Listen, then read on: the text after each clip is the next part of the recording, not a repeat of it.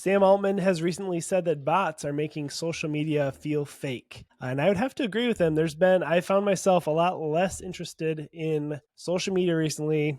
You look up any picture, any post, and there's all these bot comments. It's just not as enjoyable or authentic as it used to be. So today we're going to get into that, talk about it, and talk about maybe how you could stand out amongst the sea of bots and still grow your business and make money online. Speaking of which, Jaden, why don't you tell them about our school community? Yeah, so every single week on the show, Jamie and I go and we actually record a bonus exclusive piece of content that we don't share anywhere else, and we post over on our school community. Usually this is us giving tutorials and breakdowns of how we're using AI in our own businesses. We share, numbers, the finances, and basically all the stuff we can't share publicly. So this week we actually did a whole demo where we're explaining how to use Google's Nano Banana for a bunch of different side hustles that Jamie is doing and that I'm doing, how I used it to help me write a quote for a $15,000 product. Anyways, there's a whole bunch of interesting stuff we break down. If you want to check it out, there's a link in the description to our school community, AI Hustle.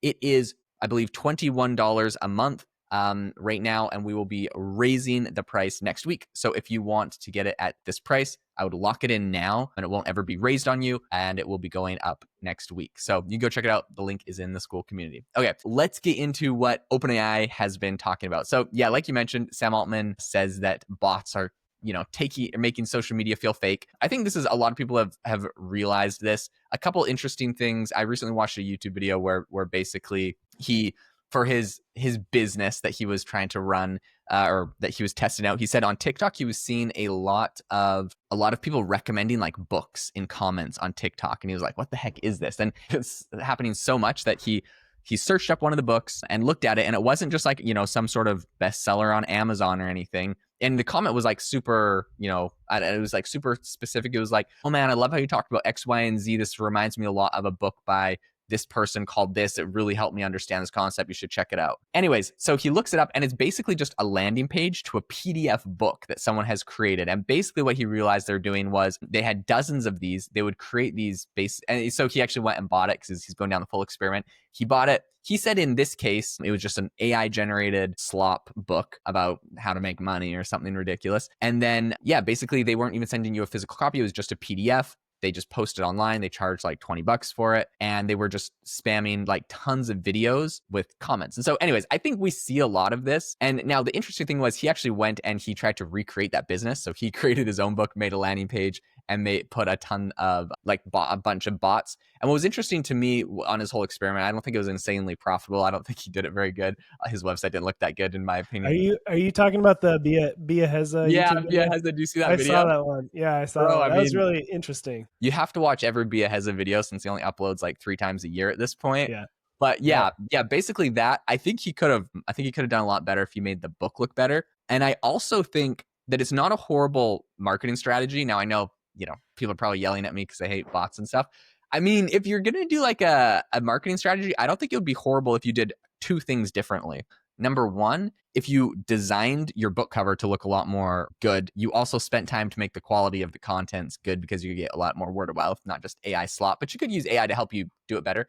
And then number 2, I think not just selling a PDF on a website, that seems kind of sketchy, but if you actually had like the book listed on Amazon, and Amazon does, where they'll actually print it and fulfill it for you. You don't have to do anything ahead of time. Print on demand with Amazon's amazing, right? You just upload the transcript and they'll ship people the book. And anytime someone buys it, they print it and ship it. So you don't have to worry about inventory or anything. But I basically think that strategy would work really good. If there was a video that was already viral and you put a comment, it's basically what you do is you put a comment on a video and then you get a bunch of bots to like his comment. So to have 1,000 people liked his comment, it'd be the top comment. The problem is if it's already a famous video and you do that, it's already gotten all the views it's going to get and no one's going to look at it. What he ended up doing was having to try to find videos that were taking off. And I think the way that you do this is basically you go find a bunch of people in your niche and you turn on notifications for them. So as soon as they drop a new video, you go and do that strategy. And then, yeah, anyways, I think that you actually could sort of make that strategy work if you're curious about it and you're sort of black hat. But yeah, I do think that's interesting. So obviously a lot of people are doing this and a lot of people think, so now we feel like there's a lot of fakeness. I think the antidote to this is a hyper realism on social media. I think that's doing really well, but I'd be curious, Jamie, what your take on what basically, if you're a business today, what is the antidote to all of these bots and all this fakeness? Yeah, I mean, it's hard because it's like, do I jump on the train, and try to make some of this like short term strategies work, like the AI book thing you were talking about. Another one I've seen is a Facebook group called Real Estate Mastermind, and basically they post these outrageous posts that say like, I'm a realtor, I haven't closed a deal in 4 months. I'm thinking about OnlyFans. Would you guys have any other suggestions? And then like tons of comments. Basically, they're trying to promote a lead generation software that costs like Mm-hmm. thousands a month. And but I mean, it works because you can see some of the authentic comments in there. Anyway, so the question is, do you jump on the train and try to utilize that, or do you try to go more authentic in your posts and never use AI? And I kind of feel like you got to kind of choose your path, right? I think because there can be some AI strategies, that will actually make you money in the short term. And so if you're one of those, if you're trying to do like drop shipping or something that's kind of like trend chasing, that might be a good strategy. But if you're trying to build a brand and a business, I think authentic is really the way to go. What are your thoughts? Yeah, 100%. Well, okay, so first of all, I want to read the actual post that Sam Altman said recently because I think this is interesting. It's in relation to one of his actual products. And then, yeah, I think I'll share you what I think the secret would be to this. So basically, what he did is he was looking at there's a thread on Reddit, which Sam Altman is a shareholder of Reddit and also is big on Twitter. So he's posting this on X right now. But there's a thread on Reddit called Claude Code. Now, Claude Code is his big competitor, Anthropic AI code tool. And of course, there's like a whole thread on Reddit all about it, or a whole page dedicated to it. There's 27,000 members in that group. But all of a sudden, there's a whole bunch of posts in that group that are like, everyone's saying that they are going to go and use Codex, which is OpenAI's tool, right? And Sam Altman was reading that, and he shared a screenshot of that. And he said, I've had the strangest experience reading this. I assume it's all fake slash bots, even though in this case, I know Codex growth is really strong and the trend here is real. I think there's a bunch of things going on. So anyways, basically he was reading all of these people hyping up his own product on his competitor's thread and was like, I'm pretty sure that's just bots saying that, which is like so interesting, right? Because, he should have just been, I mean, I think a lot of people would have said like the right answer would be like, oh yeah, we're amazed. Like our product's amazing. Look, everyone loves it. But I think it's kind of good that he's acknowledging, since most of us aren't dumb and when we read it we think the same thing. Anyways, this is what he says he's picked up on kind of in this trend of these bots making comments. He says real people have picked up quirks of LLM speak. The extremely online crowd drifts together in very correlated ways. The hype cycle has a very it's so over, we're so back extremism. I think his first point there, that basically real people picked up on the quirks of LLMs. To be honest, I think maybe real people are just using LLMs to help them do a lot of their writing. So I don't know if they've picked up on all those quirks as much as they're just lazy and copy and pasting. He said optimization pressure from social platforms on juicing engagement and the related way that creator monetization works. Other companies have astroturfed us, so I'm ultra sensitive to it, and a bunch of more, including probably some bots. Oh, then he said, but the net effect is somehow AI Twitter and AI Reddit feels very fake in a way it didn't a year or two ago. So it's kind of interesting because he's also specifically talking about, people on Reddit and Twitter talking about AI. So obviously they all know AI, they all use AI tools because this is the topic that they're talking about. But yeah, I think that it is really easy, especially in a lot of these written posts, for it all to feel very AI and fake. I fall into the trap of like, I come up with a great post and I'll type it all out and I'm like, ChatGPT, like help me make this look more polished.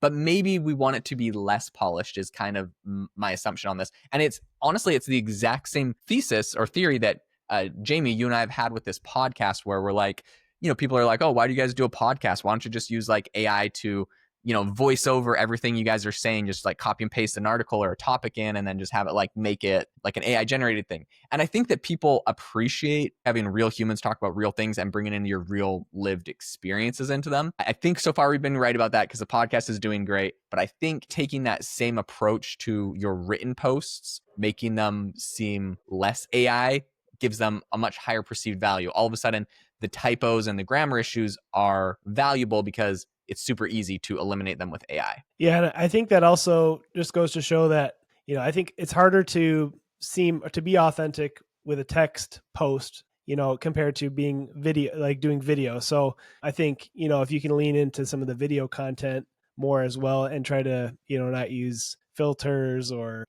highly edited production, I think is going to win out in the end as well. 100%. Okay, one last thing that I want to share that is really interesting is have a friend named Casey Ricky on LinkedIn. And if you're not following him, you should. He posts hilarious stuff all the time. But one thing that I think he does well that I think most businesses and brands could learn from is basically like his posts. He has like a funny cult following for going viral, posting about like random things that are going on in his day. So he's an artist, so he posts a lot about his art for sure. But then he also will post about like his breakfast. He'll post about like going on a run or a walk or something. Yeah, recently he posted like a picture about his DeWalt power drill and how much he loves it.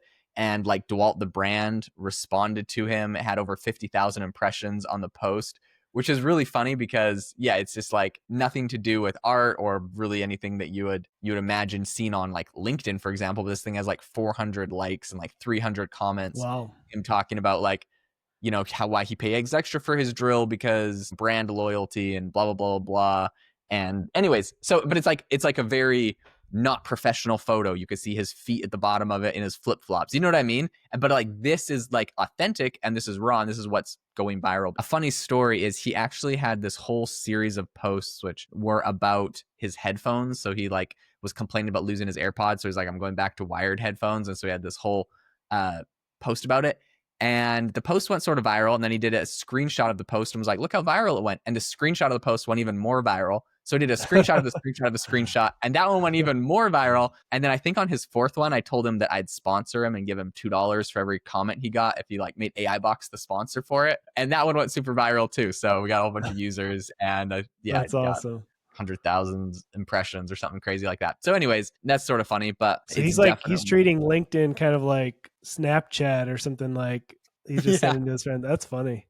And it's doing really well. So I think basically my takeaway from all of this is being more authentic, not going with the bots can be really great. Now, if you're trying to scale a marketing strategy, I think there's a place for bots, and if you can make those seem more authentic, that's obviously the best. But yeah, anyways, I think that's basically the strategy I'd pull into a business. Anyways, thank you so much everyone for tuning into the podcast today. If you learned anything new, make sure to leave us a rating and review on the show.